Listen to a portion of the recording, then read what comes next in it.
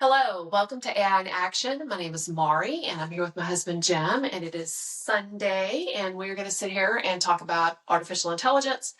But actually, this evening, we're going to talk about the Consumer Electronics Show, which I hear that we are going to that next year. You hear correctly. I really want to go. I miss the old days when we went to Comdex, which no one but us knows what that means, probably. But Comdex was the biggest PC show on the planet at the time. And it was Vegas. It's crazy. When we had a booth that we worked at too. So that was even crazier. It wasn't just about going. We didn't just walk around. We had to man a booth. But it was crazy. CES is bigger. Remember the guy that used to bring in like the big, huge RV? That was Macworld. But those types of shows back then, wasn't that Dell? No, that was a company, it was a vendor that we dealt with at the time. Anyway, And he would bring his RV. literally drive his RV inside the convention center. And he had a walk through RV, basically. Occasionally at some of the smaller ones, but it's more like a trailer. I don't think It's not like the whole full-fledged diesel engine stuff. We drove it into the show Convention floor. center. The first time we saw it was in Boston, remember, at Macworld. We are definitely dating ourselves. So, Consumer Electronics Show, it's in Las Vegas. Yes. It has to be in Las Vegas because it's the only place that's large enough to hold all the people that show up. So, how many people do you think attend the Consumer Electronics Show? A couple 100,000. Wow, that is huge. So, we are talking about that today because of all the cool things.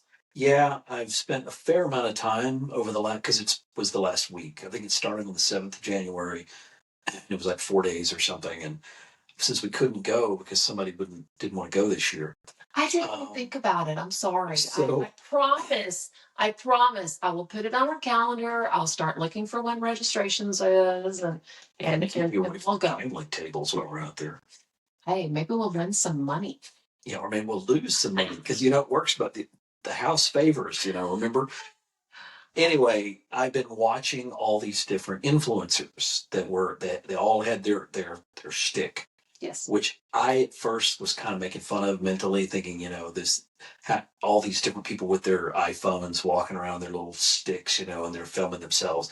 And I thought, it's probably annoying to all those people because there's so many influencers. But then I started realizing, based on my own behavior, how useful it actually was. Because, when I say influencers, I'm focused on YouTube. I mean, there's TikTok and all the others as well. And I'm sure they were there as well.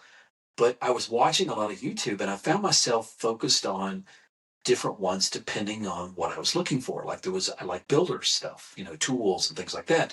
There was a guy that did a great job of just going around tools like the CNC machine and the stuff that I really enjoyed, laser cutters. There was somebody focused on gaming, somebody focused on. So you weren't getting just generic. I guess since it's such a big show, it's better that the influencers are sticking with what they do in their niche market. And so that way you're able to pick your niche. And the thing is, I think I read an article about how mainstream media is having a hard time getting the dollars for advertising. Because if you think about it, if you're a tool supplier, what do you want? Do you want do you want to spend $100,000 on an ad that generically goes out to everyone? Or do you want it to go out with an influencer that has 200,000 followers to do nothing but buy tools? Targeted. You definitely want targeted marketing. Yeah, you get a couple of influencers with a lot of followers, and that's a much more targeted market. Right, you'll make more sales that way. You'll make more sales. So anyway, I thought that was interesting. There was a lot of AI stuff out there, but the one that that caught my attention first was the augmented reality glasses. There was a lot. Oh, and so it's not just Meta that's doing. It was for there's lots of people that have talked about them, but there was just so many. And they're all in the $300 to $500 range. They're not like the HoloLens which is more of a VR tool anyway. Augmented reality. Would you like me to explain what that means? Yeah, I mean, to me, augmented reality is you hear things, you see things that are part of the field of view of the glasses. It's an overlay on reality. So it's an overlay, but like you said, the old VR headsets, you put those things on and you saw nothing. That's virtual reality. Yeah, it was virtual. So you saw like 180 degree, okay? Versus this, you see where you're going, you see where you're stepping, you wear them while you're driving. And you're supposed to wear while you're driving. Oh, You know, people are going to, but they're not supposed to. You're not supposed to put your mascara on while you're driving. Also, supposed to talk on your cell phone. Or, yeah. So anyway, there was a lot of them. And they're affordable now. And it reminded me of that article. It was a video that was posted on LinkedIn by a guy that I follow. He's a teacher at a high school, and he basically said that, okay, they're in our classrooms. Kids are wearing them. Now that it's not all just the one brand name, it's harder and harder for teachers. Honestly, high school teachers haven't even thought about it. The guy was like, I would not have known that the glasses that this kid had on. Well, they look like yours. They look like just basic everyday reading glasses. Yeah. Ray-Ban makes the Meta ones. Right. And you can get prescription lenses in them now. Okay. And so if I'm a student and I'm going to spend $500 on prescription glasses anyway, I'm going to get the Augmented one. And then I'm going to sit there. And the guy said what this kid had done was he was like talking to himself while they were doing a chemistry packet, which it wasn't a test. It was just a work packet, which as an administrator, don't get me started on packets. But anyway, the kid was talking to himself, like reading the questions out loud. But in reality, he was reading the questions out loud to the AI. In his ear, and the AI was, wasn't in his ear. It's just it's his ear. What it is they put them in the glasses where it hooks over your ear. The bone conduction. Such a bone, and the teacher said he couldn't hear him. Yeah, he couldn't hear. He couldn't hear it talking to the kid. Yeah, no one knew. We tell people all the time, if you don't put this stuff in your policies, you're not going to have a leg to stand on because people are going to buy these. I'm gonna do a plug real quick. We are partnering again with Fried Tech.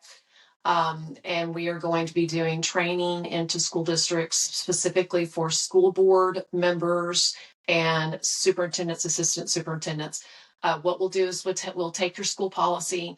Before we get there, we'll go through all the school policy. We will pinpoint this is where AI needs to be mentioned. This is where AI needs to be mentioned. This is where AI needs to be mentioned. And types of AI. And types of AI.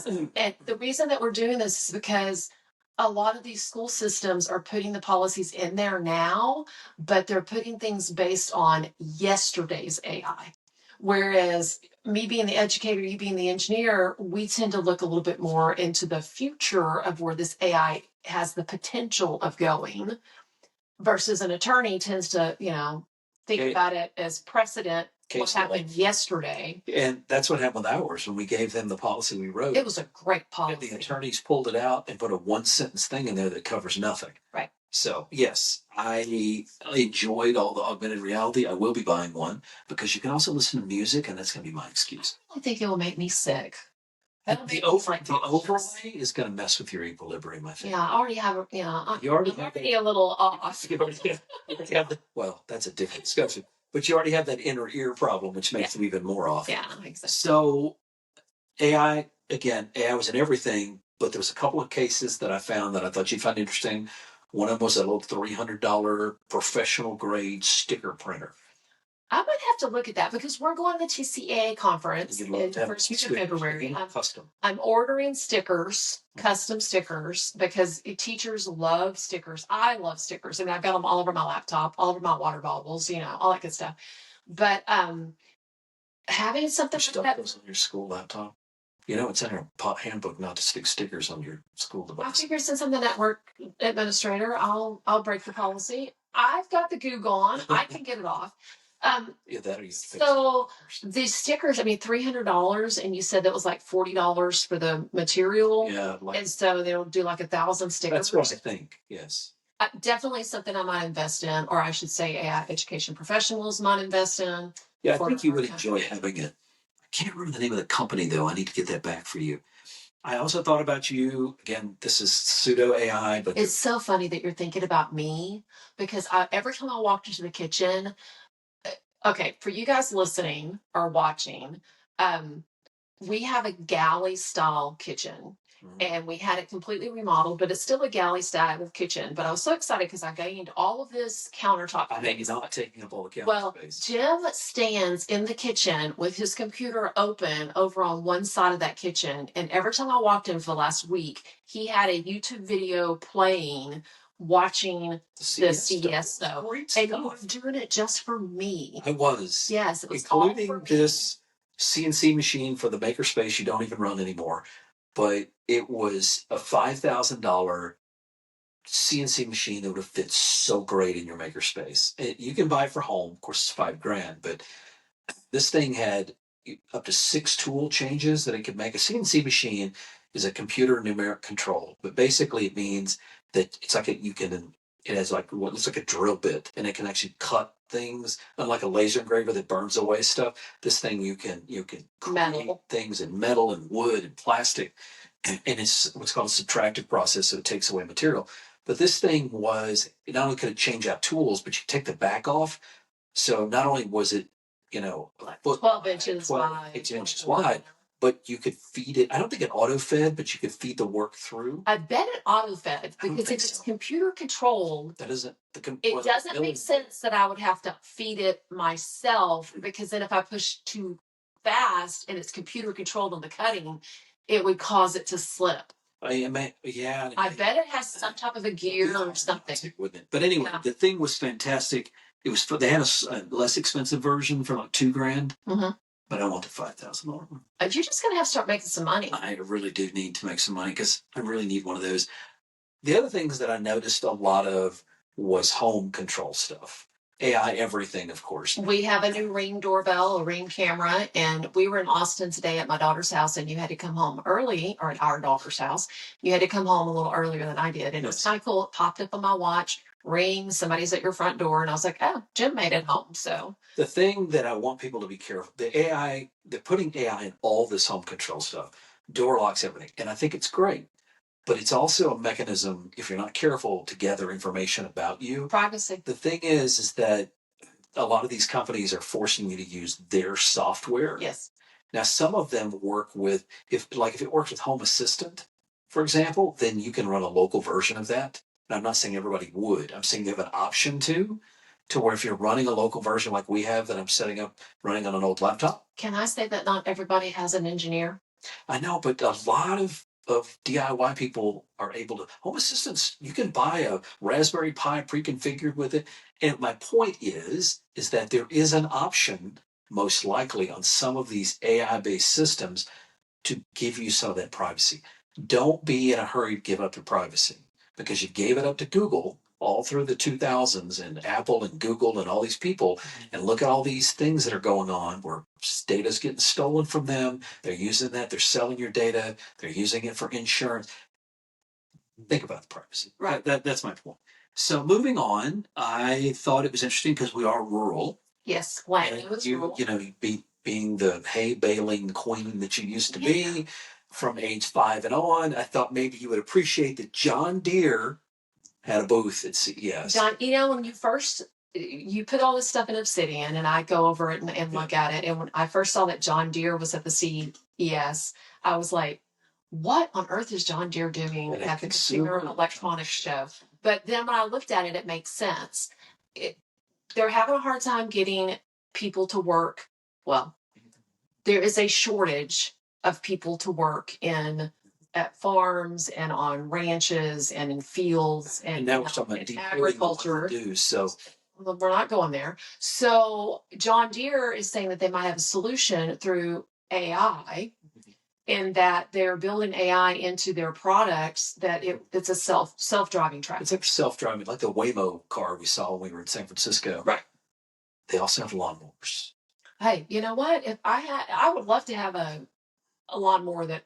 Think about football fields and baseball fields, and they don't have artificial turf. We have a hard time. Like I remember when our kids were in Little League, if it wasn't for the one volunteer that went up there and did that, nobody else had time to go up there. They have mowers all the time. Mow that field. Oh, absolutely. It's like they just map it and do it. But think about how much better it would be with AI.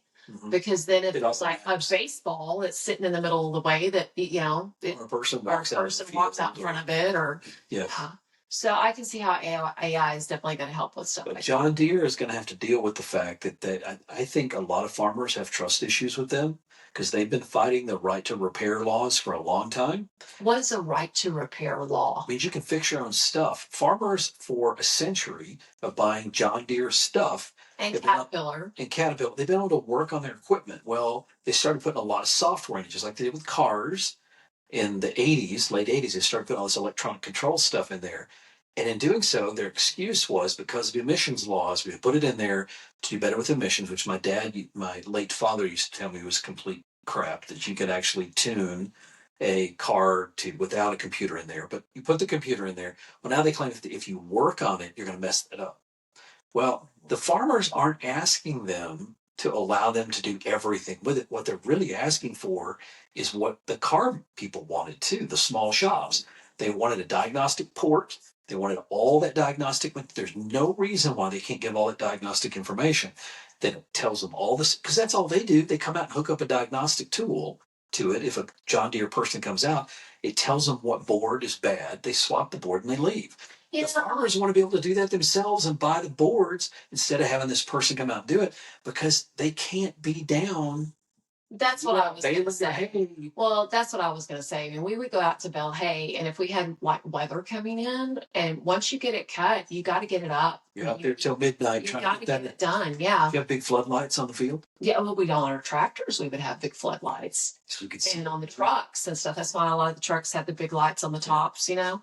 But yeah, I mean, I can see how I would not want to not know. And why would John Deere not want you to know? Because then if I could get the diagnostic out and then go ahead and order the part, then even if I have to get a certified John Deere person to come out there and fix it. Guess what they make more money on right now? Parts. Repairs. Mm-hmm. Parts. This is the same flaw in logic that the car manufacturers had, which is why the Japanese cars, because my dad used to talk about this, because I come from a long line of mechanics. And he used to talk about the fact that the car manufacturers in the United States always believed that their real cash cow was parts. And so they didn't care if you had to work on it as long as you can get the parts. My dad used to tell me that. I don't want to buy a Japanese vehicle because I can't buy parts. But then one day we got him a Japanese vehicle, bought it used. He never had to work on it. So he didn't need parts, right, which was the strategy the Japanese used to make it better and better. The fact is that if you're making your money on your parts, then you've got the wrong business model. Right. I'm not saying you shouldn't make money on parts, but it shouldn't be bigger than your new sales. So they need to find a better way. But anyway, so John Deere had a really nice booth, and I want the lawnmowers though. I don't know. I don't want a John Deere though. I don't really like their lawnmowers that much. Okay. But so what else do we got? That stuff felt kind of cynical. I love the next one. Okay. It was a Roomba. Which bot? Multitasking household robots. It had switchable tools. You could get a tray head on it, so it could like serve me a drink. Yes, you could literally, like, I'm assuming at a party, go person to person and take the drinks, like a little serving tray, right? But it also grazing board. It's on our robot. It's going to go around everywhere, and everyone's going to like take the stuff off the board. It also had an air purifier that would follow you around. It has a light thing that will follow you around. So it has. You have to go ahead of you so that the room you're going into is light. Yeah. The thing is that it had these. It's a multi-tool kind of thing, like that CNC thing I mentioned earlier. You could swap tools, but the biggest flaw they have right now in my engineering mind is it needs to auto swap the tools. I don't want to have to go load the tool on it that I want. Well, I want one tool in the morning and the other tool in the afternoon. I want to send it for tools. I want it to have AI, and I want to say I need extra light in here, and it goes and gets the light. Yeah. Tool. Yeah. I'm going to patent that idea. Oh, wait a minute. It's in on a podcast. I can't. Yeah, now that well, I don't know, maybe get it patented pretty quick since the podcast is dated, you know. So I got to get it tomorrow morning. Yeah. What's next? The LG Stand By Me. Stand By Me. Okay. They already have one out. It's kind of cool. It's a big, huge monitor that's like on a stand. It's like this chalkboard hanging behind your head right now. Right. It's big. Yeah, it's big. It's about the same size. It's a 27-inch monitor, and your little chalkboard. That is a chalkboard, I think. Yes, it is. It's hanging behind you in our little studio here. It's about that same size. Okay. And It's battery operated. That's a big one because then you don't have to find electricity. So like if we're presenting and we can like mirror whatever it is that we're doing on our computer over to that thing That and becomes you'll your be able to see it and have it'll be your teleprompter. Yeah, and it's touchscreen too. That's it. That's cool. And I don't know if it's cool enough for $2,000. well, they're talking about the one right now. I think is $1,000. They're talking about this one being a little less. I bet the one for 1,000 is not battery operated. It is battery operated, but it's not. I don't think it's a touchscreen. Oh, okay. And I don't think it's as big either. Okay. The next one I thought was interesting. Not only has AI, but our kids talk about it all the time. I've never seen the attraction. Air fryers. An AI air fryer. Now, at first I was like, how is an air fryer AI? How is an air fryer AI? But then you explained that basically I give it the recipe that's a normal recipe, and then it converts that recipe into how much time and temperature it would need in an air fryer. I'm assuming it gives it better controls without you having to intervene. I don't know if the AI is adding that much value. I'm thinking that's a marketing thing. It may be, but it sounded really cool, and they were making some cool stuff with it. Well, it had steaks. They had steaks they were handing out. I think they were steaks. Must have been small steaks. Maybe they were those vegetable steaks. They were plant-based steaks. Maybe. But, I knew how much. The company's called Dreo, D-R-E-O, and it looked pretty cool, but I don't actually know how much it was costing. Now, the next one I thought was interesting. It's an AI tablet. What I liked about it is it's $250. Yeah. A Chromebook is about $300 now. Yeah. A little bit more than $300. The thing about this one was, and I think it was targeted toward homeschool people. I don't really know that it was targeted towards schools. It seemed like a one device. Like a one-off? But it looked like it's probably some kind of Android tablet that they've done some customizations on because it looked like about one of those. But it's made by a company called Think Academy, and it's a Think Powell, and it supposedly you can like lay your homework in front. It's got this little mirror attachment that you hook over the camera, and I think it can see I don't know what that mirror does. I think it was a reflection. Maybe it helped it see the reflection of the piece of paper you have in front of it. Well, I would think actually, depending on the camera, because I know like whenever the camera was at the top. But when I am looking at a camera, the stuff that is in the camera is mirrored. Unless I have a certain setting that I flip the camera to where it's not mirrored. So if I have a reflection in a mirror that it's looking at, then it's not having to read things backwards. Yeah, and if it's looking at the screen, maybe it also helps it invert the screen. I really don't know. It was a cool little attachment. The main thing is it had an AI built in. They call it AI Genius Tutor that's supposed to help you with whatever homework you're working on. Okay. And for $250, if it actually works, the only thing that I'm concerned about is AI doesn't do some things very well. Not yet. I mean, it's improving all the time. Well, as people tell when you talk to you. The AI you're using, Ethan Mollick, the AI you're using is the worst AI you will ever use. The one that you're currently using is the worst one you'll ever use. It's better every day. So it seemed like an interesting thing maybe for parents to buy to get the help. It was 4th through 9th grade, so it's going to have to help you with some of the more. Most parents can help their kid with basic stuff in elementary school, but by the time are you smarter than a 5th grader? Exactly. The whole game show about that. There was, and by the time you get to college, algebra, pre-algebra, that kind of stuff, people start struggling. By the time they get into high school, there's a lot of topics that people struggle on. So maybe it's useful. I don't know, but before we run out of time, I got to get to my favorite. Go ahead, jump in. Digits, Nvidia, of course. We own a little bit of Nvidia stock, so I'm not pushing Nvidia. Very little Nvidia stock. But Nvidia is, in AI, they're the king. Yeah. I mean, they're a $3 trillion company. If you believe AI is going to continue to grow, which I do, they're at the forefront. If you can afford the stock, go ahead and buy it. Just for their hardware, but they've got a software stack they've been working on for a decade, long before large language models came out. They're so far ahead of everybody else, I'm not sure anybody's ever going to catch up. But the problem is right now, if you wanted to get you can get a like we've got for Agnes at school, a consumer grade GPU card, and you can run a fairly decent model on it. I'll explain that in a second. This new system has it's a petaflop. A petaflop? Petaflop. It's not like, I'm sorry. It's not pita bread. It's not like pita bread. It's PETA, not. Oh my gosh. Okay, explain it. Flop is a floating point operation per second, which basically is doing floating point math. Well, integer math is easy on a CPU, but Floating point math is terrible. Think of floating point as 1.1 plus 1.2. That's floating point math. Okay. 1 plus 2, that's integer math. When you're doing floating point math, you have to use a GPU because CPUs are terrible at it.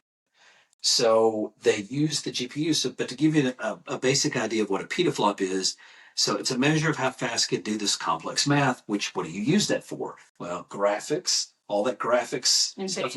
If you're doing your video games, you don't have a GPU, you can't hardly play them. No, yeah. And the other thing it does really well is artificial intelligence. There's some other stuff that GPUs are required for, but those are the two big ones. A typical CPU can do a few gigaflops, which is billions of operations per second. Okay.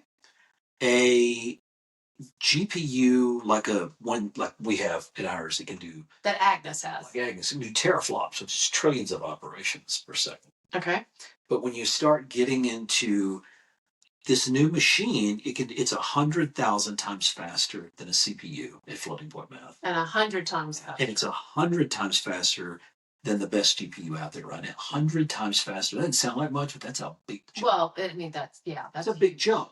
What is a petaflop? Well, it's 10 to the 15th power, I believe, flops. Okay. That's a big number. Okay. Per second.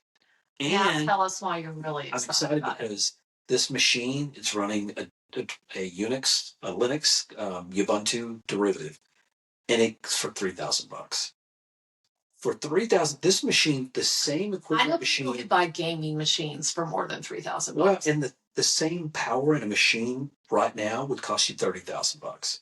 We're talking about a 10x decrease in price. Now, they won't let you can chain two of them together. They're not stupid because they sell high-end stuff. This is based on one of their high-end GPUs. So they're not dumb.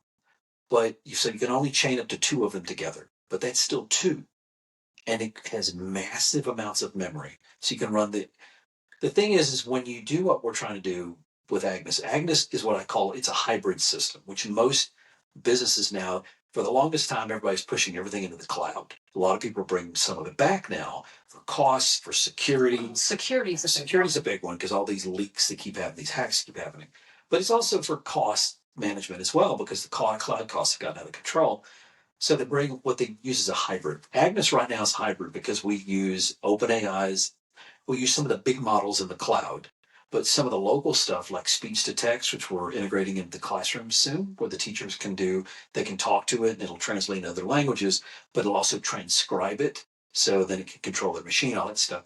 To do that stuff locally gives you better responsiveness. Mm-hmm. You've used the voice interaction with ChatGPT before, and when you use it, if there's a little bit of lag, it starts getting to the point. Sometimes it just gives up. Right. But if you're doing it locally, like we're doing in our network, then you don't have that problem. And that's really important for voice. So you've got cost, and I can only run models on the system we have now that are fairly low end models.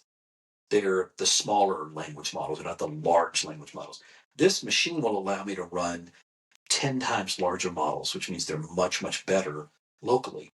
So Agnes is going to grow from her water-cooled gaming box to when we roll it out district-wide, if we get a good response, because right now we're still piloting it. We've got you like to call it beta, I call it pilot, but we've got a smaller number of teachers because we're kind of getting the wrinkles ironed out of it. As we expand that to the whole district. Well, and we're expanding it in February because AI Ed Pro, AI Education Professionals, is going to be at the TCEA, and we're going to be showcasing Agnes for other districts to look at so they can get in on a lower price point so they can help us pilot beta Agnes. Yeah, we've only got one other school district that we're looking right now, which is where Brett is at. Right. At piloting it. Additional districts. But we're talking about it. We would like to give people the option, but we can't do it. We're going to do that more of our own way. It's going to be our own stuff. We're learning a lot from what we're doing at the school district, but I started all this for Llano ISD. Well, the main reason is because of cost. To me, it's cost. Yes, it's privacy, it's control, it's all that stuff, responsiveness. But the fact that I can give my teachers, not students, teachers, access to an AI that's is like the best AI out there. Yes. and it only cost me, less than We $15. spent $21 in the last 6 months, and we've had 5 teachers using it almost daily. all the time. And we had one of my techs using it too. Yes. So we have 6 people using it almost All the every time. day. We spent $21 in tokens, and we're using OpenAI's model to do that. But again, there's the three pillars, which we're running out of time. But the 3 pillars for me are responsiveness, cost, privacy. Mm-hmm. Maintainability, if I was going to add a 4th leg to that, would be maintainability. We're doing what we're doing because I want the school district I mean, as an IT director of a school district for the past 20 years, these are the things that I care about. I want it to be responsive. In other words, teachers, when they need it, it's there. I got to be able to afford it. I got to be able to deal with the privacy laws, and I've got to be able to maintain it. We had no internet the other day, and Agnes was still up because we have the local model. But it was a small model. It was, but it was enough to do an email. What if I can get digits? If you could get, I could see how you'd be excited. Models. I could see how you'd be because some of that token cost we're talking about saving, the more I can run locally, because you've been teaching the teachers, we've got a drop down list because we've purposing an open source tool, and we're making it kind of our own, but we're using it because it's got a lot of great features in it. What we're doing is wrapping IT management tools around it. We're not changing the tool itself, but it's got a drop down list. And that drop down list, you're teaching them how to select the models that cost the least. Like, use this model if you don't care about graphics, use this model if you do. That part of the education will be really valuable as we add in some of these big local models, because you can say, look, this is free. Right. And when we add our token counter that we're adding to it, they can see exactly how much money we're spending. They already do it. They're like, because right now we have just a mock-up of the token counter. Yes. And it's about halfway. I know. So occasionally they're like, I wonder how many tokens I have used. Maybe I don't need to be doing this graphic. So anyway, we are out of time. So my name is Mari, and I'm here with my husband, Jim. We are AI education professionals. We are doing this audio, and we're also now doing this video. This is our second video. And yes, I still hate being on camera. Can we do one of those things where people send us money to us so I can afford this digits thing? What do you call that? Just do a GoFundMe. Just GoFundMe for Jim's $3,000 Nvidia box. Fund my digits box. There you go, $3,000. It's a good purpose. Next time, I believe we're going to have a guest on. We're going to have the founder of CopyLeaks is going to be on. I have a lot of questions. Yeah, I have a lot of questions too. So that's going to be next Sunday. We hope that you guys have a marvelous rest of the week.